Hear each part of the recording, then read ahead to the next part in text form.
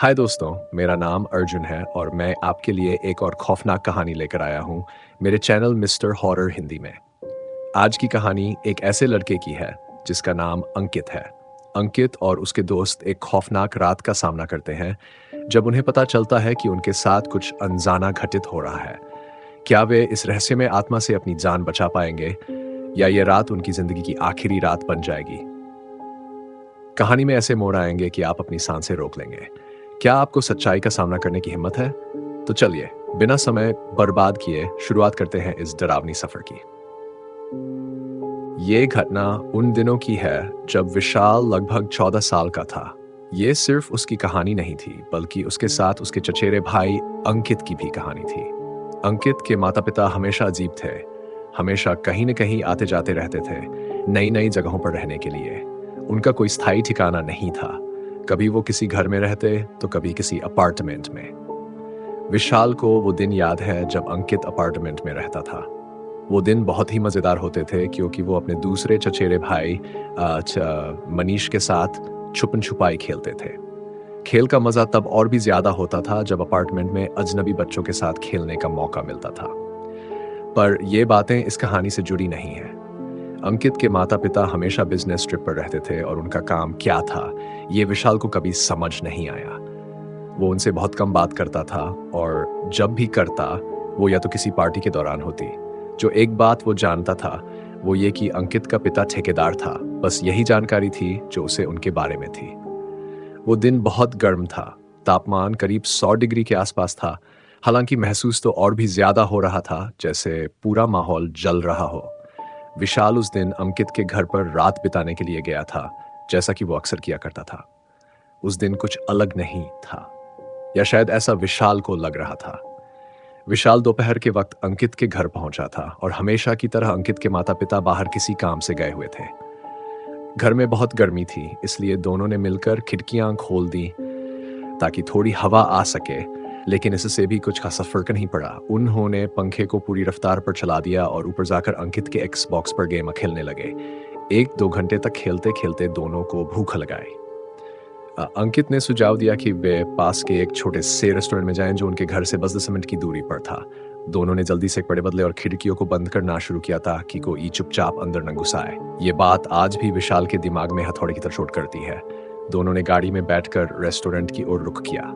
ये गाड़ी विशाल खुद चला रहा था क्योंकि उसकी माँ ने उसे भरोसे के साथ अपनी एक अतिरिक्त गाड़ी दी थी। खाना लेकर दोनों जल्दी वापस घर लौट आए ताकि जाम में न फंसे। दोनों ने खाने के बाद कुछ वक्त YouTube पर वीडियो देखने में बिताया और फिर ऊपर के कमरे में गए। रात के करीब 7 या 8 बज चुके थे और दोनों ने खिड़कियां बंद कर दी क्योंकि अब अंधेरा हो चुका था। विशाल पानी पीने के लिए नीचे गया और एक ग्लास पानी भरकर वापस आ गया। उस वक्त रात के करीब 10 बज रहे थे और वो धीरे धीरे नींद में डूब रहा था। कुछ देर बाद वो एक झटके से जागा। घड़ी देखी तो रात के करीब 1 बज रहे थे। उसे नहीं पता कि किस चीज ने उसे जगाया, पर वो जाग चुका था। उसकी आंखें धीरे धीरे खुली और उसने कमरे में फैली अजीब सी खामोशी को महसूस किया। तभी उसके कानों में कुछ आवाजें पड़ी, नीचे से आ रही पैरों की आहटें। पहले उसने सोचा कि शायद अंकित के माता पिता वापस आ गए होंगे, पर वो आवाजें लगातार हो रही थीं। किसी के कदम, किसी के हाथों से अलमारियां खोलने और दराजों में कुछ तलाशने की आवाजें। कोई नीची आवाज में खुसर पुसर कर रहा था। विशाल के दिल की धड़कन तेज हो गई। उसने धीरे से अंकित को हिलाया और नींद से जगाया। अंकित ने उनींदे स्वर में पूछा, क्या हुआ? विशाल ने धीरे से पूछा, क्या तुम्हारे मम्मी पापा आज लौटने वाले हैं?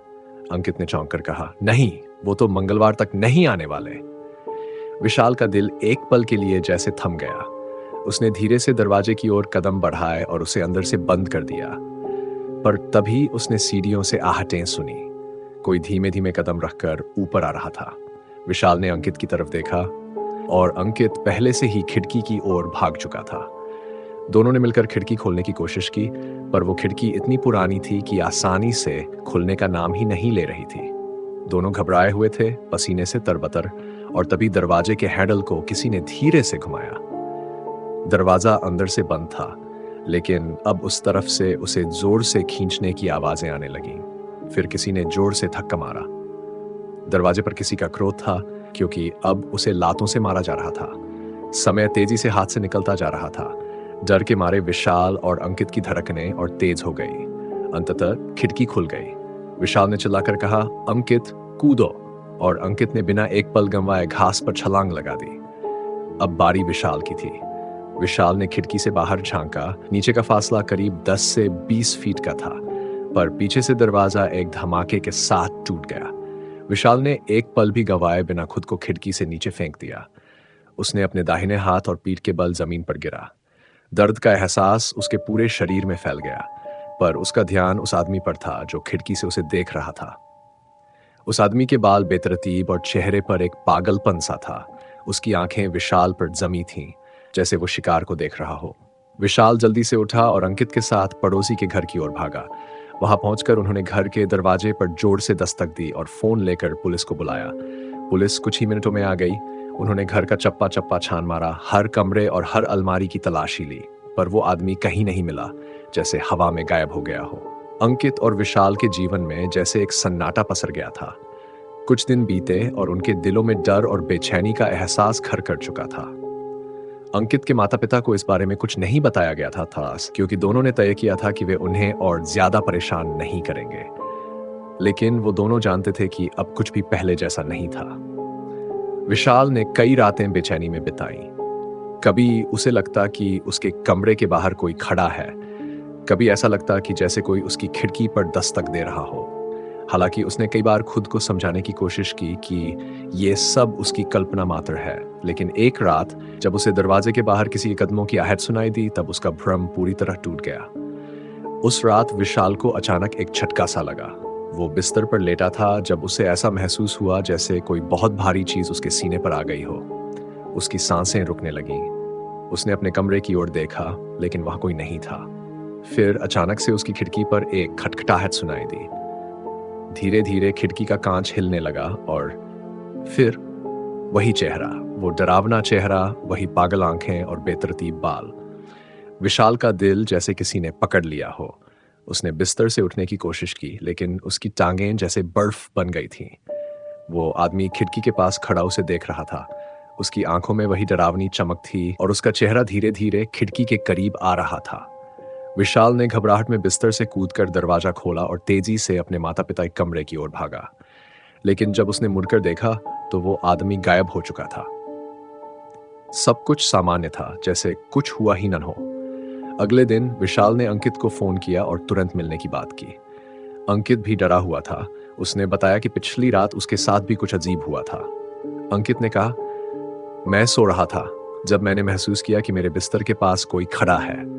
मैंने आंखें खोली तो कोई वहां नहीं था, लेकिन मुझे साफ साफ किसी के सांसों की आवाज सुनाई दी। दोनों अब समझ चुके थे कि ये कुछ और ही है। ये केवल कोई चोर या अपराधी नहीं था। वो आदमी, वो आत्मा उनके पीछे थी, और उसका मकसद शायद सिर्फ डराना नहीं था। उन दोनों ने मिलकर तय किया कि इस समस्या का हल ढूंढना होगा। वे इस तरह डर में नहीं जी सकते थे। सबसे पहले वे काशीपुर में एक पुराने मंदिर गए, जो वहां के एक प्राचीन संत से जुड़ा हुआ था।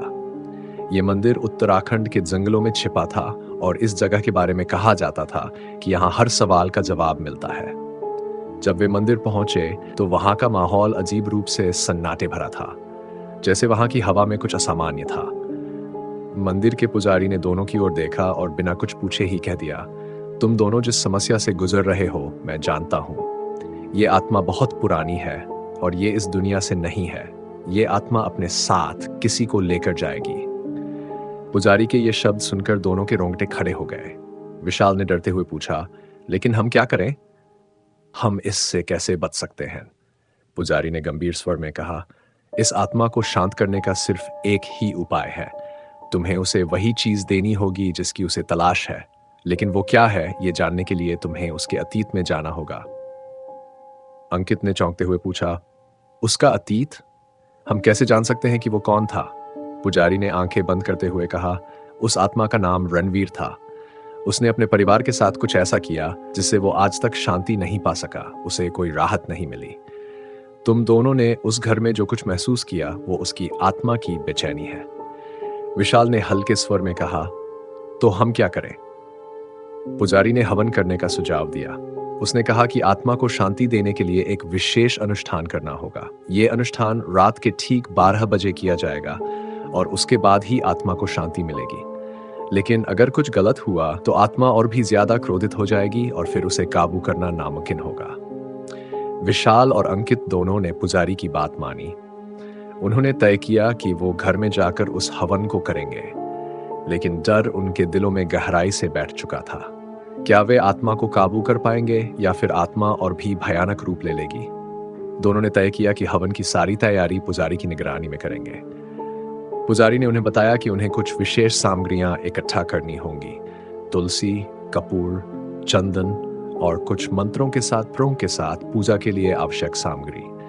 ये सभी चीजें आसानी से मिल जाएंगी, लेकिन असली चुनौती हवन के दौरान आत्मा का सामना करने में होगी। जब वे घर लौटे तो रात गहरी हो चुकी थी।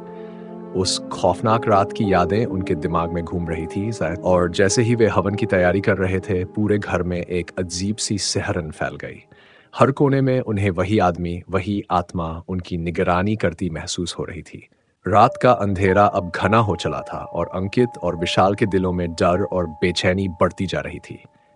वे दोनों जानते थे कि हवन के लिए तैयारियां जरूरी हैं, लेकिन उनके मन में इस बात का खौफ बैठ चुका था कि अगर कुछ गलत हुआ तो परिणाम क्या हो सकते हैं।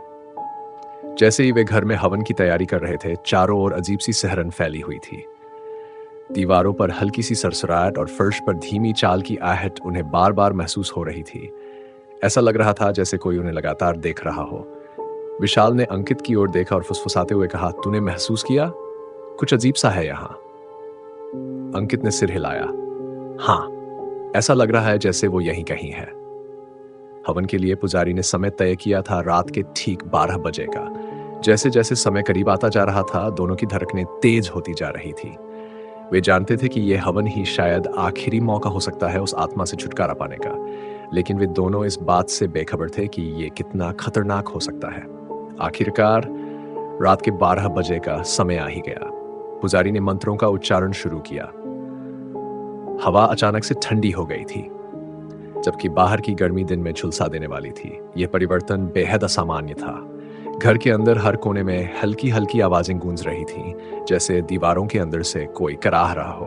पुजारी ने हवन कुंड के पास बैठकर मंत्रोच्चार जारी रखा और अचानक से हवा में एक अजीब सी गंध फैल गई, जली हुई लकड़ी और सड़े हुए मांस की मिली-जुली गंध।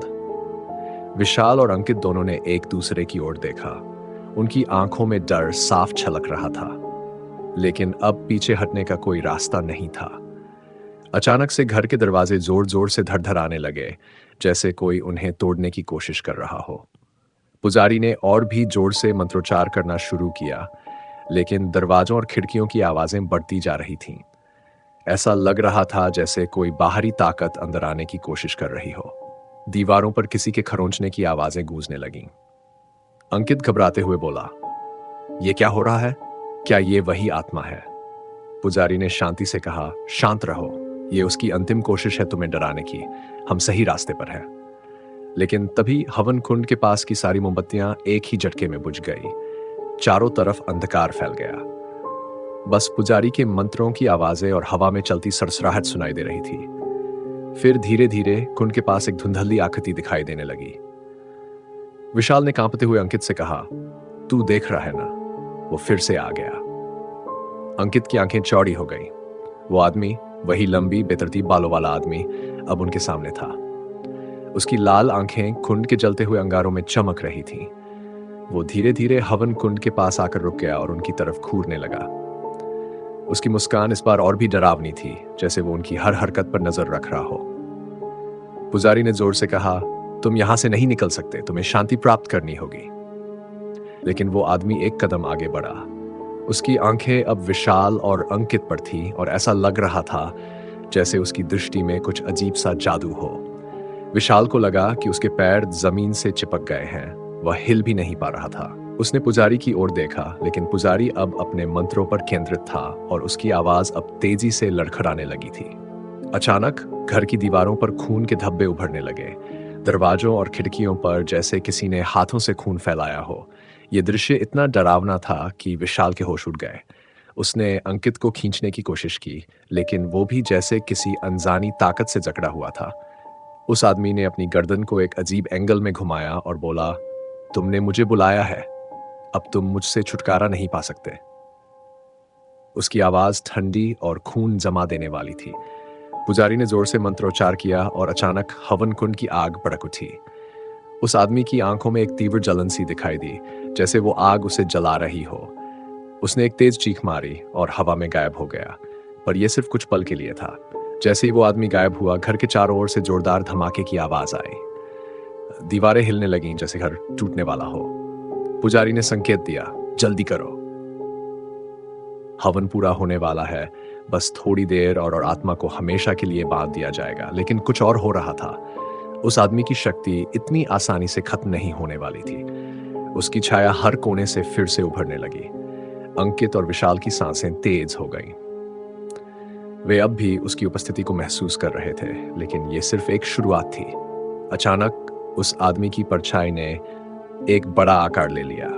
उसकी आंखें इस बार और भी भयानक लग रही थीं। उसका चेहरा अब पूरी तरह से विकृत था, जैसे उसकी आत्मा एक भयानक सच्चाई को दर्शा रही हो। पुजारी ने मंत्रोच्चार को और भी तेज कर दिया था, लेकिन अब जो हो रहा था वो उनकी अपेक्षा से कहीं ज्यादा खतरनाक था। उस आदमी की विकृत परछाई पूरे घर में फैलने लगी थी। हर दीवार पर उसकी छाया जैसे जिंदा हो उठी थी। दीवारें हिलने लगी, खिड़कियों के कांच चटकने की कगार पर थे और हवा में एक अजीब सा कंपन था, मानो ये जगह अब उस आत्मा के कब्जे में हो चुकी हो। अंकित और विशाल का डर चरम पर था। दोनों बुरी तरह कांप रहे थे। पुजारी ने अचानक आंखें खोली और चिल्लाकर कहा, जल्दी करो, अगर ये परछाई पूरी तरह से जीवित हो गई तो इसे रोकना नामुमकिन होगा। अंकित की हिम्मत जवाब दे रही थी, लेकिन विशाल ने उसे खींचते हुए हवन कुंड के पास बैठा दिया। दोनों ने डरते हुए पुजारी के निर्देशों का पालन करना शुरू कर दिया, लेकिन तभी घर के अंदर एक ठंडी हवा का झोंका आया जिसने हवन की आग को बुझा दिया। अब चारों ओर अंधकार था और बीच में सिर्फ उस आदमी की विकराल छाया, जो अब पूरी तरह जीवित हो चुकी थी। वो छाया धीरे धीरे आकार ले रही थी और फिर अचानक सामने वही आदमी खड़ा हो गया। उसकी आंखों में वही खौफनाक चमक थी, लेकिन इस बार वो और भी ज्यादा खतरनाक और हिंसक लग रहा था। उसकी आंखें अंकित और विशाल पर टिकी थी, जैसे वो किसी गहरे बदले की भावना से जल रहा हो। विशाल ने घबराते हुए पुजारी से पूछा, अब क्या करेंगे? ये तो अब पूरी तरह यहां आ चुका है। पुजारी ने गहरी सांस लेते हुए कहा, ये आत्मा इतनी आसानी से शांत नहीं होगी। हमें इसके अतीत का पता लगाना होगा, तभी इसका अंत होगा। अंकित और विशाल दोनों के चेहरों पर घबराहट थी, लेकिन उन्होंने अब तक जो देखा था उससे उनका यकीन पुजारी की बातों पर और गहरा हो गया था। पुजारी ने निर्देश दिए कि उन्हें उस आत्मा के अतीत को जानने के लिए एक खास अनुष्ठान करना होगा। यह आसान नहीं था, क्योंकि आत्मा अब उनके सामने थी और उन्हें हर कदम पर चुनौती दे रही थी। लेकिन यह अनुष्ठान ही वो दरवाजा था जिससे वे उस आत्मा के अतीत में झांक सकते थे और जान सकते थे कि वो आखिर कौन था और उसने क्या किया था। पुजारी ने कहा, इस आत्मा का असली नाम रणवीर है, लेकिन ये वो नाम नहीं है जिसे तुम्हें जानना है। उसका असली नाम और उसके किए हुए पाप इस घर की दीवारों में छुपे हैं। हमें उस पाप को उजागर करना होगा, तभी आत्मा को मुक्ति मिलेगी। विशाल और अंकित ने तुरंत तैयारी शुरू की। वे उस पुराने कमरे की ओर बढ़े जिसे घर में हमेशा बंद रखा जाता था। पुजारी ने कहा था कि इसी कमरे में उस आत्मा का अतीत छिपा हुआ है। जब उन्होंने कमरे का दरवाजा खोला तो अंदर की हवा अचानक से भारी हो गई। वहां अंधेरा था और जैसे ही वे अंदर घुसे उन्हें लगा जैसे कोई उनके पीछे खड़ा हो। उन्होंने तुरंत पलटकर देखा, लेकिन वहां कुछ नहीं था। कमरे के अंदर दीवारों पर पुरानी तस्वीरें लगी थीं, जिनमें किसी अमीर परिवार की झलक दिखाई दे रही थी। एक तस्वीर में रणवीर खड़ा था, जवान, खुशहाल दिखता हुआ। उसके साथ उसकी पत्नी और बच्चे भी थे, लेकिन उनकी आंखों में कुछ अजीब था, एक गहरी उदासी या शायद कोई खौफ जिसे तस्वीरों में महसूस किया जा सकता था। अंकित ने पुजारी की ओर देखा और पूछा, क्या यही वो लोग हैं जिनकी आत्मा यहां अटकी हुई है? पुजारी ने सिर हिलाया। हाँ, यही लोग थे। रणवीर ने अपनी पत्नी और बच्चों के साथ कुछ ऐसा किया जिसकी वजह से वो आज तक शांति नहीं पा सका। विशाल ने तस्वीरों के पास रखी एक पुरानी डायरी उठाई। उसमें रणवीर की पत्नी की लिखी हुई कुछ पंक्तियां थीं। उसने पढ़ना शुरू किया। रणवीर अब वो इंसान नहीं रहा जो पहले था। उसकी आंखों में अब कोई जीवन नहीं है, वो किसी अनजानी ताकत के अधीन है। और अब वो हमें यहाँ से कहीं नहीं जाने दे रहा। हमारी जिंदगी एक कैदखाना बन गई है। डायरी के पन्ने पढ़ते पढ़ते विशाल के हाथ कांपने लगे। उसे समझ में आ गया था कि रणवीर ने अपने परिवार के साथ क्या किया था। उसने उन्हें इस घर में कैद कर रखा था, और जब उन्होंने भागने की कोशिश की तो उसने अपनी ही पत्नी और बच्चों की हत्या कर दी थी। उनके मुंह से एक चीख तक नहीं निकली, क्योंकि रणवीर ने उन्हें धीरे धीरे मार डाला था ताकि कोई उनकी पुकार न सुन सके। अंकित और विशाल को अब उस आत्मा के आतंक का असली कारण समझ में आ चुका था। रणवीर की आत्मा को अब भी इस घर में कैद महसूस हो रही थी, और वो अपनी मृत्यु के बाद भी इसी कैद से छुटकारा पाने की कोशिश कर रहा था। जैसे ही ये सच्चाई सामने आई, कमरे का तापमान अचानक और भी ठंडा हो गया। रणवीर की आत्मा अब और ज्यादा क्रोधित हो चुकी थी। उसने कमरे की दीवारों पर खून की लकीरें खींचनी शुरू कर दी। पूरे कमरे में एक भयानक चीख गूंजने लगी, और ऐसा लगा जैसे दीवारें अब फटने वाली हैं। पुजारी ने कहा, अब हमें इसे खत्म करना होगा। हम जानते हैं कि उसने क्या किया। अब उसकी आत्मा को शांति देने का समय आ गया है। कमरे के अंदर की सर्द हवा और भी भारी हो गई थी। दीवारों से आती खून की लकीरें जैसे जीवित हो गई थीं। अंकित और विशाल के सामने रणवीर की आत्मा पूरी तरह से प्रकट हो चुकी थी। उसकी आंखें लाल चमक रही थीं और उसकी विकृत मुस्कान में असीमित क्रोध और दुख छलक रहा था। जैसे ही उसने कमरे के बीचों बीच कदम रखा, दीवारें और छत भयानक तरीके से हिलने लगीं, मानो अब यह जगह किसी भी पल ध्वस्त हो सकती थी। पुजारी ने अपनी माला को कसकर पकड़ लिया और मंत्रोच्चार करना शुरू किया, लेकिन रणवीर की आत्मा अब इतने क्रोध में थी कि उसके मंत्र भी अब धीमे पड़ते जा रहे थे। पुजारी ने अंकित और विशाल को संकेत दिया, तुम दोनों को अब जल्दी से वह सामान लाना होगा जो मैंने बताया था। अब और देर की गुंजाइश नहीं है, वरना यह आत्मा पूरी तरह अनियंत्रित हो जाएगी। अंकित और विशाल बिना समय गंवाए दौड़े, लेकिन घर का हर कमरा अब उन्हें एक भूल भुलैया जैसा महसूस हो रहा था। हर मोड़ पर कोई अनजानी शक्ति उन्हें रोकने की कोशिश कर रही थी। दरवाजे अपने आप बंद हो रहे थे। फर्श पर कुछ अजीब सी हलचल महसूस हो रही थी, जैसे कोई उन्हें पकड़ने की कोशिश कर रहा हो। जैसे तैसे दोनों उस कमरे में पहुंचे जहां वो सामान रखा था। वहां एक पुरानी पीतल की थाली, काला धागा और एक खास पवित्र जल की बोतल रखी थी जो आत्माओं से छुटकारा पाने के लिए इस्तेमाल होती थी। विशाल ने सामान उठाया, लेकिन तभी पीछे से दरवाजा जोर से बंद हो गया। दोनों चौंक गए और उनकी सांसें तेज हो गई। वे दरवाजा खोलने की कोशिश करने लगे, लेकिन वो जैसे किसी अदृश्य ताकत से जकड़ा हुआ था। ये दरवाजा नहीं खुलेगा, विशाल ने हांफते हुए कहा। यहां से निकलने का कोई और रास्ता देखना पड़ेगा। अचानक कमरे में वही धीमी धीमी सरसराहट की आवाजें गूंजने लगीं, जैसे कोई उनके कानों के पास खड़ा होकर फुसफुसा रहा हो। दोनों ने एक दूसरे की ओर देखा और उन्हें महसूस हुआ कि ये वही आवाजें हैं जो उन्होंने पहले भी सुनी थी। अब वो नजदीक थी। विशाल ने पास की खिड़की की तरफ इशारा किया। यहीं से कूदना होगा और कोई रास्ता नहीं है। अंकित ने खिड़की की ओर देखा। बाहर की ऊंचाई देखकर उसका दिल एक बार फिर तेजी से धड़कने लगा। नीचे घना जंगल था और कुछ भी साफ नहीं दिख रहा था, लेकिन वहां से निकलने के अलावा कोई विकल्प नहीं था। चल, हमें यह करना होगा, अंकित ने कहा। दोनों ने खिड़की खोली और जैसे ही बाहर कूदे, उन्होंने एक डरावनी चीख सुनी, जैसे किसी ने उनके पीछे से उन्हें पकड़ने की कोशिश की हो। दोनों तेजी से नीचे गिरे, लेकिन जमीन पर गिरते ही तुरंत उठ खड़े हुए। अब वो घर के बाहर थे, लेकिन सुरक्षित नहीं थे। पीछे से अब भी घर के अंदर रणवीर की आत्मा की चीखें गूंज रही थी। विशाल ने सामान को कसकर पकड़ रखा था और वे दोनों वापस उसी तरफ दौड़ पड़े जहां पुजारी इंतजार कर रहा था। घर के अंदर अब की स्थिति और भी ज्यादा भयानक हो चुकी थी। पुजारी अपने अंतिम मंत्रों का उच्चारण कर रहा था, लेकिन उसका चेहरा भी डर से पसीने में डूबा हुआ था। जैसे ही अंकित और विशाल हाफते हुए वापस कमरे में पहुंचे, पुजारी ने बिना एक पल की देरी किए तुरंत थाली और पवित्र जल की बोतल की ओर इशारा किया। जल्दी करो, इसे चारों ओर छिड़को और धागा इस कमरे के चारों कोनों में बांध दो। हमें इस आत्मा को यहां कैद करना होगा, वरना ये मुक्त होकर कुछ भी कर सकती है। विशाल ने पवित्र जल की बोतल को उठाया और चारों ओर छिड़कना शुरू किया। जैसे ही पानी हवा में बिखरा, घर की दीवारें तेजी से गूंज उठीं।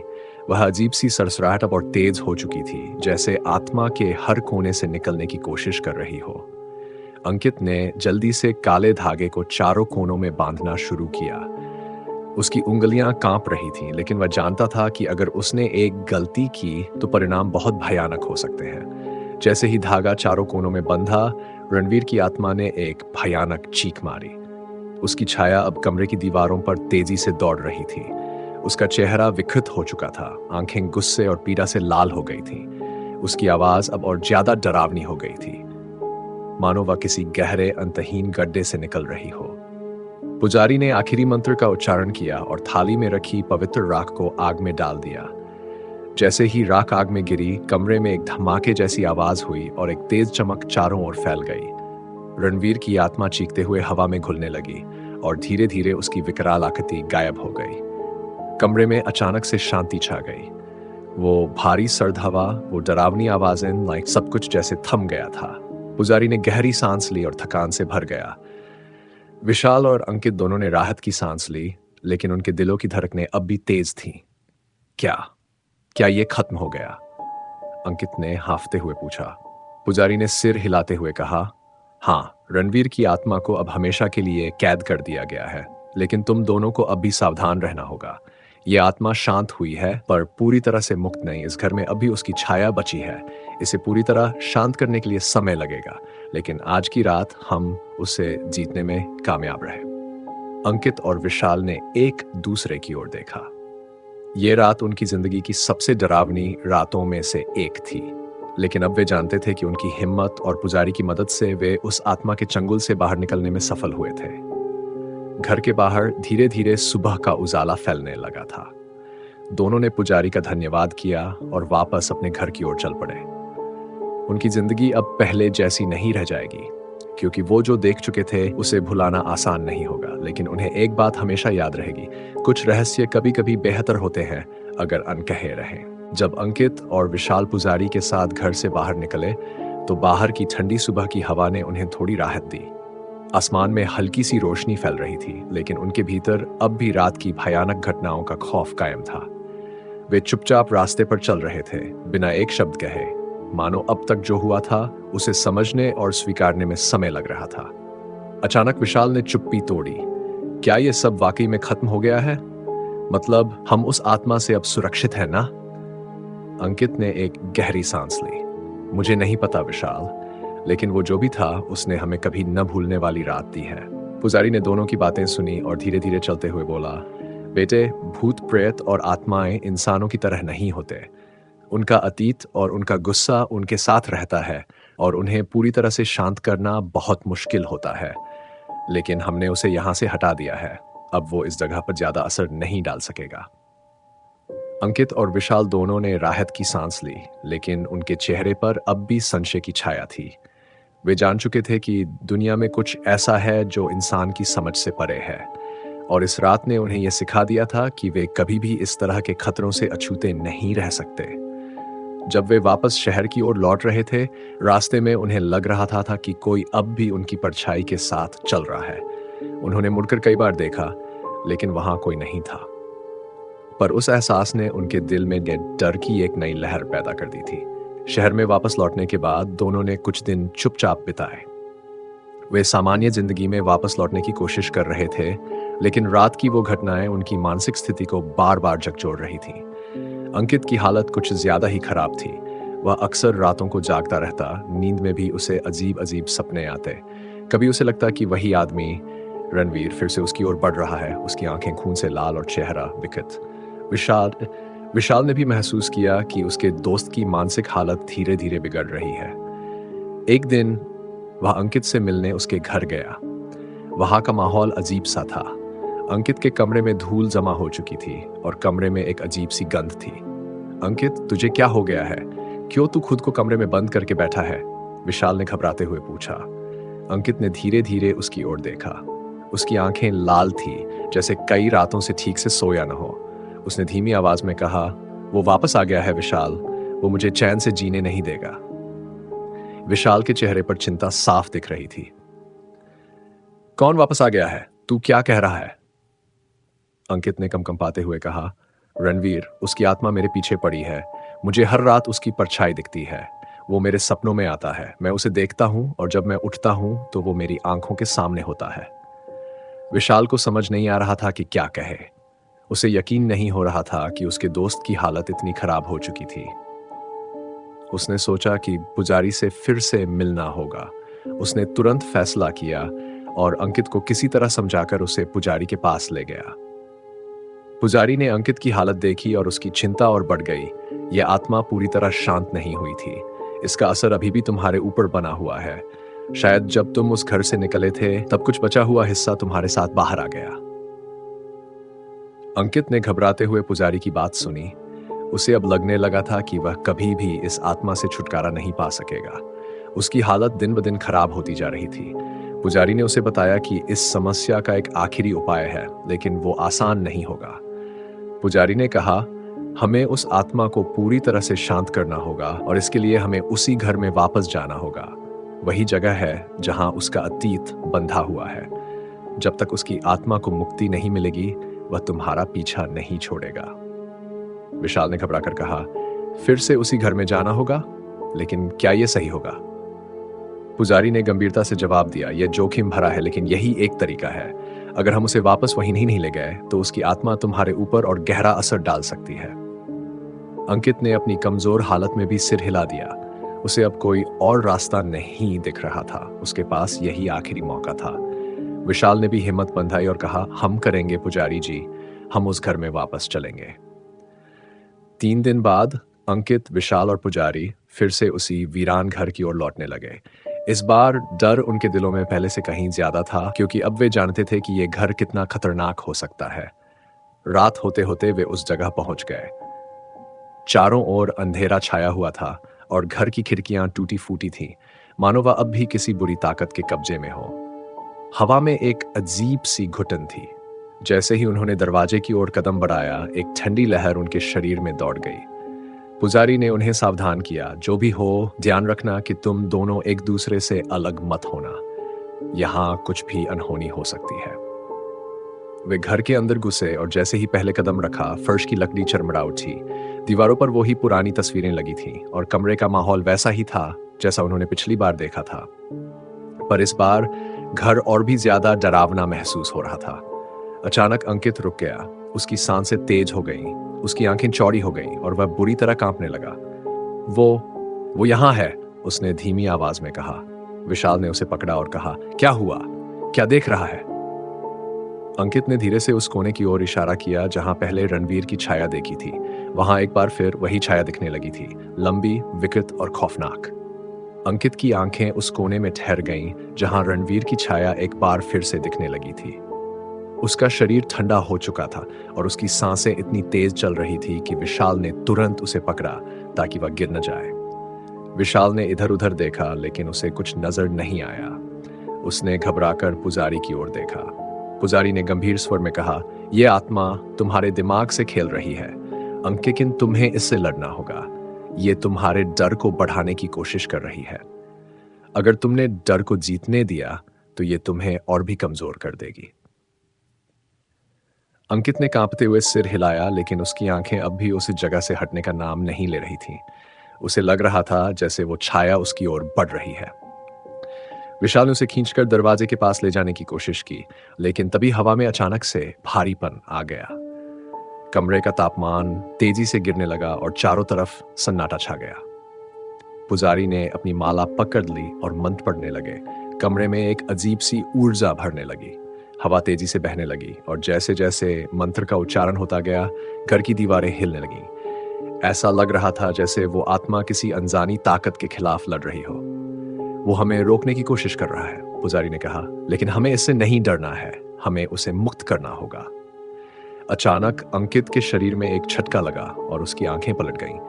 विशाल ने उसे पकड़ने की कोशिश की, लेकिन अंकित जैसे कोई अज्ञात ताकत के वश में आ गया हो। वह जमीन पर गिर पड़ा और उसकी आवाज बदल गई, गहरी, खौफनाक। तुम लोग यहां क्यों आए हो? मुझे क्यों परेशान कर रहे हो? वह आवाज कमरे में गूंज उठी। विशाल का दिल जोर जोर से धड़कने लगा। उसे समझ में नहीं आ रहा था कि क्या हो रहा है। उसने घबराकर पुजारी की ओर देखा। जो मंत्र पढ़ने में और तेजी से जुट गए थे। अंकित के शरीर में फिर से एक जोरदार झटका लगा। वह जमीन पर रेंगने लगा।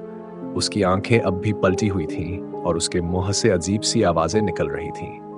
पुजारी ने मंत्रों के साथ गंगाजल अंकित पर छिड़का और जैसे ही पानी की बूंदें उसके चेहरे पर गिरी, उसकी हरकतें कुछ देर के लिए रुक गई। ये आत्मा अब पूरी तरह से अंकित के शरीर पर कब्जा करने की कोशिश कर रही है, पुजारी ने कहा। हमें जल्दी करनी होगी, नहीं तो ये उसे कभी नहीं छोड़ेगी।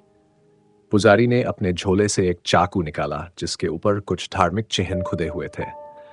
उन्होंने विशाल से कहा, इस चाकू को संभालो। जब मैं इशारा करूं तो इसे अंकित के पास जमीन पर घोंप देना। यह आत्मा को पूरी तरह से बांधने में मदद करेगा। विशाल ने डरते डरते चाकू को पकड़ा। उसकी हथेलियां पसीने से भीग चुकी थीं। उसने कभी नहीं सोचा था कि उसे अपने सबसे करीबी दोस्त की जान बचाने के लिए इतना बड़ा कदम उठाना पड़ेगा। अंकित की स्थिति अब और भी खराब होती जा रही थी। उसके मुंह से झाग निकलने लगे थे और उसकी आंखें अब भी पलटी हुई थीं। पुजारी ने अपनी आंखें बंद करके मंत्र का उच्चारण तेज कर दिया। कमरे की हवा भारी और घनी होती जा रही थी। चारों ओर हल्की हल्की गूंजें सुनाई देने लगीं, मानो कोई अदृश्य ताकत उन सभी को घेर रही हो। विशाल का दिल जोरों से धड़क रहा था। अचानक पुजारी ने इशारा किया, अब। विशाल ने डरते हुए चाकू को कसकर पकड़ा और पूरी ताकत से जमीन पर अंकित के पास घोंप दिया। जैसे ही चाकू ने जमीन को छुआ, एक तेज गूंज पूरे कमरे में फैल गई, मानो किसी ने चीखकर कमरे को हिला दिया हो। अंकित का शरीर एक बार फिर झटका खाकर गिर पड़ा और वो बेहोश हो गया। कमरे में अब पूरी तरह से सन्नाटा छा गया था। हवा स्थिर हो गई और तापमान सामान्य होने लगा। विशाल और पुजारी दोनों की सांसें धीमी हो चुकी थीं। दोनों ने राहत की सांस ली। अंकित अब बेहोश था, लेकिन उसकी स्थिति स्थिर लग रही थी। पुजारी ने अपने माथे से पसीना पोंछा और धीरे से कहा, आत्मा अब बंद हो चुकी है। ये तुम्हें अब और परेशान नहीं करेगी, लेकिन याद रखना, ऐसे स्थानों से दूर रहना जरूरी है। जो कुछ यहां हुआ वो दोबारा न हो, इसके लिए हमें सचेत रहना होगा। विशाल ने अंकित को देखा, जो अब शांत दिख रहा था। उसने सोचा कि अब सब कुछ ठीक हो जाएगा, लेकिन उनके दिल में अभी भी एक सवाल बाकी था। क्या ये वाकई खत्म हो गया था? यह सिर्फ शुरुआत थी। उनकी ये रात भले ही खत्म हो गई हो, लेकिन उस खौफनाक अनुभव ने उनके जीवन को हमेशा के लिए बदल दिया था। जैसे जैसे रात गहराने लगी, विशाल और पुजारी ने अंकित को उठाया और उसे बाहर लाए। उसे होश में लाने के लिए विशाल ने धीरे धीरे उसे झकझोरा। अंकित, जागो, सब ठीक है, उसने कहा। लेकिन अंकित की आंखें बंद थीं, उसकी सांसें धीमी थीं। पुजारी ने कहा, हमें इसे जल्दी से अस्पताल ले जाना होगा, इसका स्वास्थ्य ठीक नहीं है। उन्होंने अंकित को संभालने में विशाल की मदद की और दोनों उसे पास के अस्पताल की ओर बढ़ने लगे। अस्पताल पहुंचते ही डॉक्टरों ने तुरंत उसकी जांच शुरू की। विशाल उस कमरे में चक्कर काटता रहा। उसके मन में डर और चिंता का मेला लगा हुआ था। उसने सोचा कि क्या उसकी दोस्ती को इस भयानक अनुभव के बाद भी पहले जैसा रह पाएगी। आखिरकार डॉक्टर बाहर आए। उनका चेहरा गंभीर था। हमने उसे स्टेबलाइज किया है, लेकिन उसकी मानसिक स्थिति बहुत खराब है। उसे देखभाल की जरूरत है। आप लोग उसके साथ रहिए। हम पूरी कोशिश करेंगे कि उसे जल्दी ठीक कर सकें। विशाल और पुजारी ने एक दूसरे को देखा। उन्हें समझ में आ रहा था कि यह सिर्फ एक शारीरिक चोट नहीं, बल्कि अंकित के मन में एक गहरा घाव भी था। दिन बीते गए और अंकित की स्थिति धीरे धीरे सुधरने लगी, लेकिन उसकी आंखों में एक अदृश्य डर छिपा था। वह कभी कभी चौंकता और बेहोश हो जाता। जब भी उसके सामने कोई छाया आती, वह डरकर अपने कंबल में दुबक जाता। यह सब देखकर विशाल का दिल टूट जाता। एक रात जब विशाल अपने दोस्त के कमरे के बाहर बैठा था, उसने सुना कि अंकित बुदबुदा रहा है। वह अंदर गया और देखा कि अंकित बेताब होकर बड़बड़ा रहा था। नहीं, मत आओ, मुझे अकेला छोड़ दो। विशाल ने उसे सहारा देने की कोशिश की। अंकित, मैं यहां हूं, सब ठीक है। लेकिन अंकित ने उसे देखा और उसकी आंखों में डर और असहायता थी। तुम नहीं समझते विशाल, वो मुझे छोड़ नहीं रहा। मैं उसे हर रात देखता हूं। वो मुझे। विशाल ने महसूस किया कि अंकित के मन में रणवीर की आत्मा की छवि अभी भी जीवित थी। उसने पुजारी को बुलाने का निर्णय लिया। पुजारी ने अंकित की हालत देखी और कहा, उसे मानसिक रूप से मजबूत करना होगा। हम कुछ विशेष मंत्रों का उपयोग कर सकते हैं, लेकिन यह बहुत जोखिम भरा हो सकता है। विशाल ने पुजारी की बात मानी। वे दोनों अंकित के पास गए और पुजारी ने उसे आश्वस्त किया। तुम्हें रणवीर की आत्मा से डरने की कोई जरूरत नहीं है। हम इसे यहां से निकाल सकते हैं। अंकित ने सहमति में सिर हिलाया, लेकिन उसकी आंखों में डर की एक झलक थी। उन्होंने फिर से वही प्रक्रिया शुरू की, लेकिन इस बार अंकित की हालत पहले से कहीं ज्यादा बिगड़ गई। वह चिल्लाने लगा, मुझे छोड़ दो, मैं तुम्हारा नहीं हूं। विशाल ने घबराकर पुजारी से कहा, क्या यह ठीक है? क्या हमें इसे आगे बढ़ाना चाहिए? पुजारी ने कहा, हमें इसे करना होगा। अगर हम इसे अभी नहीं रोकते तो यह और भी बुरा हो सकता है। जैसे ही उन्होंने मंत्र का उच्चारण किया, कमरे का वातावरण और भी भारी हो गया। अंकित की आंखें फिर से पलट गई और वह जमीन पर गिर पड़ा। विशाल ने डरते हुए पुजारी से कहा, क्या हम सफल होंगे? पुजारी ने गंभीरता से कहा, यह हमारी आखिरी कोशिश है। अगर अंकित को अब नहीं बचाया गया तो हम उसे हमेशा के लिए खो देंगे। लेकिन यह सब एक भारी कीमत पर आया। जैसे ही पुजारी ने अपने मंत्रों का उच्चारण किया, अंकित का शरीर एक जोरदार झटके से उड़ा। फिर अचानक कमरे में एक गहरी आवाज गूंजी, तुम मुझे नहीं रोक सकते। विशाल ने चौंक कर देखा कि अंकित का चेहरा विकृत हो गया था। उसकी आंखें अब पूरी तरह से काली थी। वो मेरा है। विशाल ने अपने दोस्तों को खोने का खौफ महसूस किया। उसने पुजारी की ओर देखा, लेकिन अब वह भी चुप था। उनकी कोशिशें बेकार साबित हो रही थीं। आखिरकार उस रात की चक्रीय क्रिया ने अंकित को उसके अतीत के गहरे अंधेरे में खींच लिया। उसकी चीखें गूंजती रहीं, और जैसे ही पुजारी ने अंतिम मंत्र का उच्चारण किया, अंकित की आवाज अचानक थम गई। विशाल ने महसूस किया कि अंकित अब वापस नहीं आ सकता। उसकी आत्मा पूरी तरह से रणवीर की गिरफ्त में थी। पुजारी ने अपनी आंखें बंद की और कहा, हमें यहां से जाना होगा। अंकित अब हमारे साथ नहीं है। विशाल का दिल टूट गया। वह अपने सबसे अच्छे दोस्त को खो चुका था। वे उस घर से बाहर निकल आए, लेकिन अब वह घर हमेशा के लिए खौफनाक यादों से भरा हुआ था। समय बीता गया, लेकिन अंकित की यादें विशाल के मन में हमेशा बसी रहीं। वह हमेशा उस रात को याद करेगा जब उसने अपने दोस्त को खो दिया। उस डरावनी आत्मा ने न केवल अंकित की जान ली, बल्कि उनकी दोस्ती को भी खत्म कर दिया। विशाल के जीवन में उस दिन के बाद कोई खुशी नहीं थी। वह हमेशा के लिए एक गहरी चुप्पी में जीने लगा, जिसमें अंकित की यादें, डर और शोक शामिल थे। हर बार जब वह रात को सोने की कोशिश करता, उसे अंकित की आवाज सुनाई देती, मुझे मत छोड़ो विशाल। वह अब जानता था कि कुछ आत्माएं कभी नहीं मरती, वे बस आपके दिल में सदैव बसी रहती हैं। और इस बार उसके सबसे अच्छे दोस्त ने उसे हमेशा के लिए छोड़ दिया था।